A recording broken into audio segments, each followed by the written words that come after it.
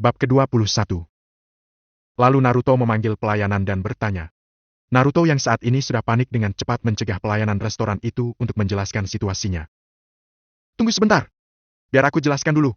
Aku hanya akan melunasi tagihan untuk makanan yang aku pesan di meja ini. Untuk makanan di meja itu tidak ada urusannya denganku. Pelayan restoran itu membalas pernyataan Naruto dengan mengangguk ringan.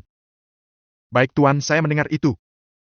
Setelah mengatakan itu, pelayan restoran itu melanjutkan mengantar makanan. Naruto benar-benar terkejut.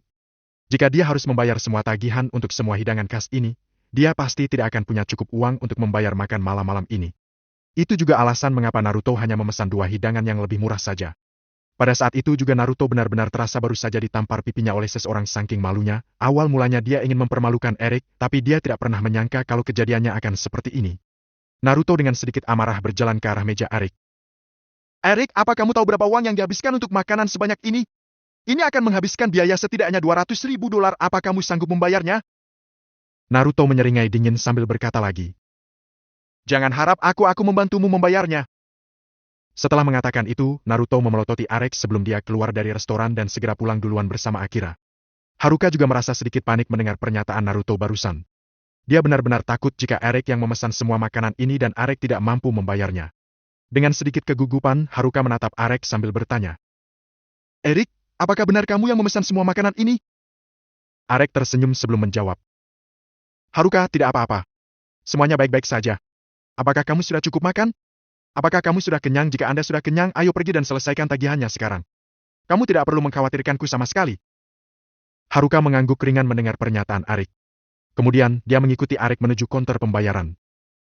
Pelayan, berapa jumlah total harga makanan di meja sebelah sana itu? Tanya Arek dengan hormat. Pelayan tersenyum dan menjawab. Totalnya keseluruhannya adalah $213.000 tuan, tapi semua makanan di meja itu sudah dibayar oleh seseorang tadi. Eric mengalami sedikit keterkejutan. Memang benar bukan Eric yang memesan makanan itu. Pada awalnya, Eric mengira kalau Naruto lah yang memesan makanan itu untuk menjebak dan memperlakukannya. Eric tentu tidak merasa panik karena dia memiliki uang untuk membayarnya, tetapi Eric salah dengan hal itu. Dibayar oleh seseorang katamu? Siapa orang itu, di mana dia? Ucap Eric dengan penuh keterkejutan. Pelayan tersenyum dan menjawab. Betul tuan. Semua makanan di meja Anda sudah dibayarkan oleh kedua orang yang sedang duduk di meja sebelah sana. Eric menengok ke arah yang ditunjuk oleh pelayan itu. Eric melihat 2 orang duduk sambil mengacukan jempol dan tersenyum menatapnya. Mereka berdua yang tak lain adalah 2 orang yang selalu mengikutinya dan menyelamatkannya. Setelah melihat 2 orang itu, akhirnya Eric paham apa yang sebenarnya terjadi barusan. Sambil tersenyum, Eric juga mengacukan jempolnya kepada 2 orang itu. Dalam pikiran Eric, kenapa 2 orang itu memesan dan membayar makannya, dan bahkan selalu mengawasi kemanapun dia pergi. Apa sebenarnya mau bos mereka terhadapku? Ucap Eric dalam hatinya. Di sela menghayalnya, Eric puncaknya ditepuk oleh Haruka. Eric, apa kamu berhasil membayar semuanya? Eric berbalik badan dan tersenyum. Sepertinya begitu Haruka, kalau begitu ayo kita pulang, seperti sudah terlalu larut malam. Haru sedikit terkejut mendengar itu. Bagaimanapun, jika dilihat dari tampang Eric, dia tidak memiliki banyak uang. Akan tetapi Haruka salah, kini Eric berhasil membayar semua makanan ini. Wow, aku tidak menyangka kau akan bisa membayarnya Eric, kau punya banyak uang ternyata. Ucap Haruka memuji Eric. Eric menggaruk kepalanya dengan malu mendengar pujian dari Haruka. Kamu terlalu memuji Haruka, aku tidak mempunyai uang sebanyak itu seperti yang kamu pikirkan. Mereka berdua berbincang singkat sebelum pulang. Setelah beberapa saat berbicara, Eric dan Haruka langsung berpisah untuk pulang. Sepulang dari restoran Red Lantern, Eric langsung beristirahat di apartemennya. Sambil mengingat kejadian yang ia alami. Selama ini, Eric bertemu dengan beberapa gadis yang sangat menggerakkan hatinya. Tentu, Bella adalah salah satunya. Lalu, ada Lyra. Meskipun Lyra sudah pergi menghilang, tapi Eric tidak dapat menyangkal bahwa Lyra yang cantik itu benar-benar telah menggerakkan hati Eric. Setelah itu, Haruka muncul dalam hidupnya. Eric merasa seolah-olah dia hidup dalam mimpi. Sebaliknya, Lyra bahkan lebih cantik dan anggun dibandingkan dengan Haruka. Karena Eric juga seorang pria, dia jelas senang melihat gadis-gadis cantik. Terlebih lagi, Lyra adalah gadis cantik yang tidak memandang rendah orang miskin, dan dia bukan tipe orang yang hanya berteman dengan orang-orang kaya. Sambil memandangi foto Lyra hingga terbawa tertidur. Keesokan paginya, Eric langsung bergegas datang ke universitas karena dia memiliki jam kuliah pagi ini. Eric berangkat dan dengan cepat, dia tiba di universitas itu. Saat hendak Eric memasuki kelas, tetapi tiba-tiba seseorang menepuk bahunya dari belakang. Eric, apa kamu punya rencana setelah pulang kuliah ini? Ucap Haruka menyapa Eric dengan tersenyum. Arik dengan cepat menoleh untuk mencari sumber suara itu, dia menemukan sosok Haruka yang berbicara. Sambil tersenyum, Erik Mama balas Haruka. Tidak, aku tidak memiliki rencana apapun. Memangnya ada apa kamu menanyakan itu? Ketika Haruka mendengar itu, dia dengan malu-malu berkata kepada Erik. Bolehkah aku meminta bantuanmu? Erik ketika mendengar itu langsung mengangguk. Tentu saja bisa. Bantuan apa yang mau aku bantu? Haruka menghela nafas panjang sambil berkata dengan ragu-ragu. Bisakah kamu menemaniku bertemu dengan teman-temanku? Mendengar itu, Erik langsung mengangguk setuju. Oh itu, tentu saja aku bisa. Kapan waktunya? Ketika Haruka melihat Erik menyetujuinya, dia berkata lagi tetapi kali ini dia menundukkan kepalanya dengan malu. Tapi, di acara ini, semua temanku membawa pacar mereka masing-masing, jadi apakah kamu mau membantuku untuk berpura-pura menjadi pacarku? Erik terkejut dan langsung tertegun mendengar pernyataan Haruka memintanya untuk berpura-pura menjadi pacar Haruka. Erik menelan ludahnya dengan ketidakpercayaan. Melihat Erik tidak meresponnya, Haruka mencubit kerah baju Erik sambil berkata, Ayolah Erik, aku tidak tahu harus minta bantuan kepada siapa lagi. Mendengar Haruka terus-terusan memintanya, Erik dengan cepat membalas Haruka dengan nada pelan. Haruka, di kelas kita kan banyak laki-laki yang tampan, kenapa kamu tidak meminta bantuan kepada mereka saja, kenapa harus aku? Lagi pula kita belum terlalu saling mengenalkan? Haruka menatap Erik dengan penuh harapan sambil berkata, Dengar Erik, meskipun aku sudah lama berkuliah di sini, tapi aku belum memiliki teman dekat pria di kampus ini kecuali kamu, ayolah bantu aku kali ini. Erik tertegun sejenak, kemudian setelah mempertimbangkannya, dia mengangguk dan membalas Haruka. Baiklah Nona Haruka, aku akan membantumu. Bab ke-22. Pada saat ini Haruka benar-benar merasa malu mengatakan hal seperti ini. Haruka tidak pernah berspekulasi untuk meminta Erik menjadi pacarnya di hari reuni teman lamanya. Dari segi pandang Haruka juga, Erik sedikit menjijikkan jika dilihat, namun hanya Erik harapan terakhirnya. Erik sendiri juga bingung apa yang harus dia lakukan untuk menjadi pacar pura-puranya Haruka. Erik benar-benar tidak pernah menjalin hubungan dengan seorang wanita dalam hidupnya selama ini. Untuk berpikir menjadi seorang pacar seperti Haruka ini hanyalah mimpi bagi sebagian banyak pria di sana, sebab Haruka sendiri adalah gadis berprestasi yang cantik dan juga imut. Haruka, kalau boleh aku tahu kapan acara reuni temanmu itu? Erik bertanya dengan nada sedikit malu-malu. Haruka sendiri memilih Erik sebagai pacar pura-pura hanya untuk mencari tahu lebih dalam tentang Erik. Oh, acaranya nanti setelah jam kampus Erik, di kafe restoran Raisa Kitchen di sebelah Red Lantern. Kamu nanti pokoknya harus berangkat bareng denganku ke sana. Haruka tersenyum menatap Erik lalu pergi dengan malu-malu. Kalau begitu sampai jumpa nanti setelah jam kampus selesai ya. Erik tersenyum kecil membalas Haruka. Kamu tidak perlu khawatir Haruka, akan aku lakukan yang terbaik untukmu nanti. Erik agak sedikit takut bertemu teman-teman Haruka. Mengingat penampilannya saat ini, yang ada kemungkinan Haruka nanti bakalan jadi bahan bully sama temannya. Erik siap untuk dibully, tetapi dia tidak tega melihat orang dibully karena dia. Jam kampus saat ini Erik tidak masuk kelas, melainkan dia pergi ke perpustakaan untuk membaca buku sambil menenangkan pikirannya. Di dalam perpustakaan, banyak sekali gadis-gadis cantik untuk membaca buku. Erik di sana tidak membaca buku, melainkan hanya menenangkan pikirannya. Sesekali Erik memainkan ponselnya untuk memandangi foto Laira. Laira, semoga kita dipertemukan nanti, ucap Erik dalam hati. Di saat terus melamun memikirkan Laira, tiba-tiba Erik mengeluarkan darah dari hidungnya, dia mimisan. Darah yang keluar dari hidung Erik tak henti. Erik saat itu sangat malu dikarenakan orang-orang di sekelilingnya adalah gadis-gadis Jepang yang sangat cantik. Ini, pakai tisu ini untuk menyeka dan membersihkan darahnya. Ucap salah satu gadis cantik yang berada di sampingnya sambil menyodorkan tisu. Erik dengan cepat mengambil tisu itu dan berlari keluar perpustakaan untuk menyembunyikan rasa malunya. Saat itu Erik benar-benar malu dengan adegan mimisan ini, sebab banyak gadis yang melihat mimisan tadi. Setelah kejadian itu, Erik tidak masuk kelas, melainkan dia menghabiskan waktunya di kantin kampus untuk istirahat. Setelah istirahat beberapa jam, sudah waktunya jam kelas Erik selesai, jadi sudah waktunya berangkat untuk membantu Haruka menjadi pacar pura-pura. Namun pada saat itu, cuaca sedang hujan, Erik berjalan keluar untuk menunggu Haruka di depan pintu gerbang universitas. Tiba-tiba, Erik mendengar teriakan keras. Ketika dia menoleh untuk melihat sumber suara, dia melihat seorang gadis berpakaian putih yang tampaknya sedang mengalami kecelakaan. Erik dengan cepat datang menghampiri gadis itu sambil menyapa. Apa kamu baik-baik saja? Tolong aku baru saja tidak sengaja terjatuh dan kakiku mengalami keseleo. Ucap gadis itu sambil mengangkat kepalanya untuk melihat siapa yang menyapanya tadi. Erik sedikit terkejut ketika dia melihat wajahnya. Itu kamu berada di perpustakaan kan?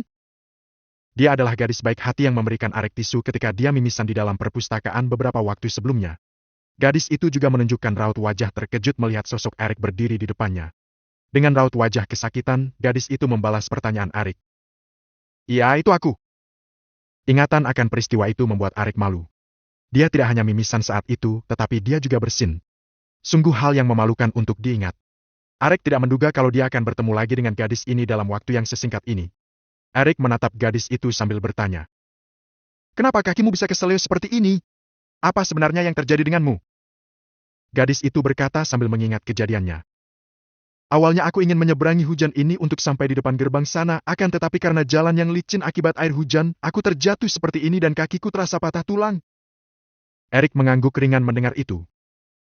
Lalu kemana kamu akan pergi sekarang? Gadis itu menggelengkan kepalanya.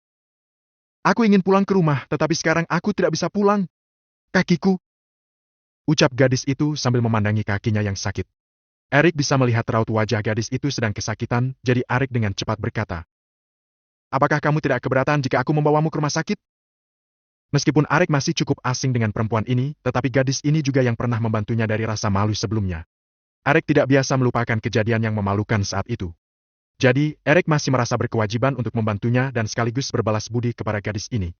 Bagaimanapun, gadis yang berada di depan Eric ini bisa dikatakan gadis kecantikan Jepang yang alami. Ia memiliki kulit sebening susu dan tubuh yang sangat langsing seperti model. Jadi, bagaimana mungkin Eric akan begitu tega melihat gadis secantik ini mengalami keseleo? Bagaimanapun, Eric masih berhutang budi kepada gadis ini. Ketika mendengar Eric mengatakan itu, gadis itu ragu-ragu dan akhirnya dia menganggukkan kepalanya.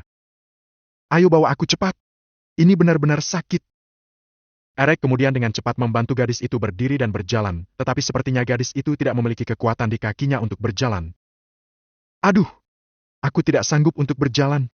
Kakiku benar-benar sakit. Ucap gadis itu menyeringai kesakitan. Mendengar gadis itu kesakitan, Eric dengan cepat berkata. Apakah kamu tidak bisa berjalan?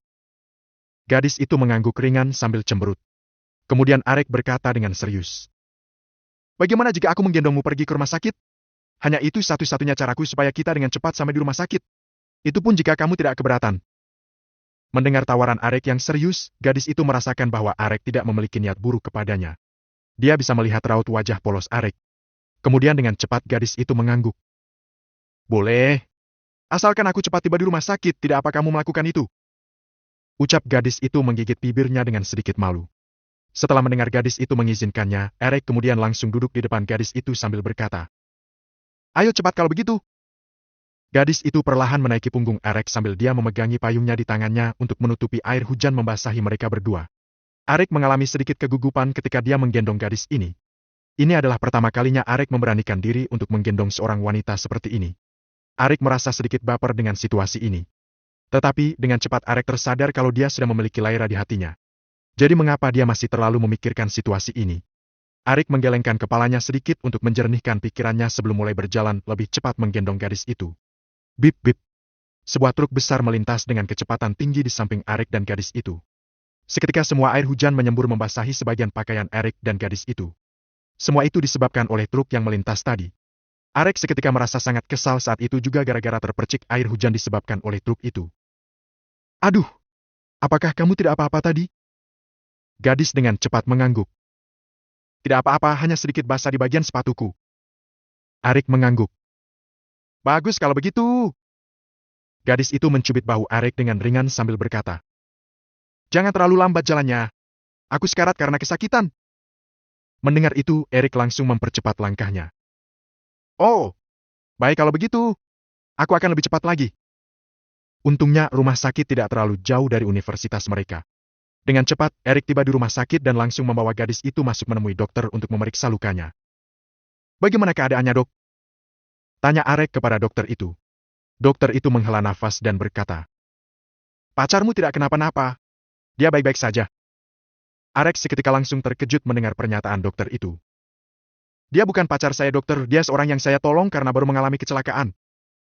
Dokter itu tertawa kecil dan dengan cepat berkata, oh, aku mengira kalau dia adalah pacarmu, soalnya kamu terlihat begitu akrab menggendongnya tadi. Dokter itu menghela nafas dan berkata lagi. Tetapi kamu tidak usah khawatir, dia tidak kenapa-napa, dia hanya sedikit keseleo. Dan itu akan sembuh dalam waktu singkat. Setelah mengatakan itu, sang dokter langsung pergi meninggalkan Eric dan gadis itu. Mendengar keadaan gadis ini baik-baik saja, Eric akan segera pergi. Karena baginya, dia tidak memiliki kewajiban untuk membantu merawat dan menjaganya. Kalau begitu, aku akan sekarang. Eric mengatakan itu sambil berbalik untuk pergi. Melihat Arik yang hendak akan pergi meninggalkannya, gadis itu memanggil Arik. Tunggu. Siapa namamu? Mendengar itu, Arik dengan cepat berbalik dan membalas. Namaku Erik Brown. Nama yang bagus. Gadis itu tersenyum dan memperkenalkan dirinya juga. Perkenalkan, namaku Nanako. Erik membalas dengan senyuman kecil. Nama yang bagus juga. Nanako dengan cepat berkata menatap Arik. Terima kasih banyak telah membawaku ke rumah sakit. Jika tidak ada kamu barusan, mungkin aku bisa pingsan karena kesakitan. Tetapi beruntung ada kamu datang. Nanako menghela nafas dan melanjutkan. Aku tidak tahu bagaimana caraku membalas kebaikanmu ini. Erik buru-buru melambaikan tangannya. Untuk apa Anda membalasnya? Saya sebelum berhutang budi kepada Anda, jadi saya memiliki kewajiban untuk membalas kebaikan Anda.